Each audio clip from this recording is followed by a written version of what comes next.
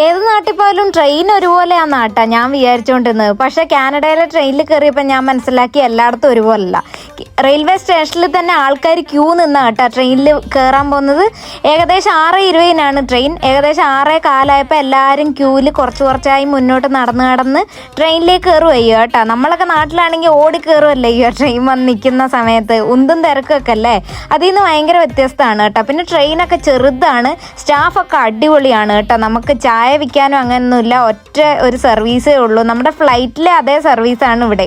കണ്ടാൽ നമ്മുടെ railway station കണ്ടാൽ ഏകദേശം എയർപോർട്ട് തന്നെയാണ് കേട്ടോ. സെറ്റപ്പും അതിൻ്റെ അകത്തെ കാഴ്ചകൾ നമുക്ക് ഇതുപോലത്തെ വലിയ ഗ്ലാസ് ജനലുകളുണ്ട്, അതിൽ നിന്നുള്ള കാഴ്ച അടിപൊളിയാണ്. ഇടയ്ക്കിടയ്ക്ക് ഇങ്ങനെ ചില സ്റ്റോപ്പുകളിൽ നിർത്തുന്നുണ്ട്.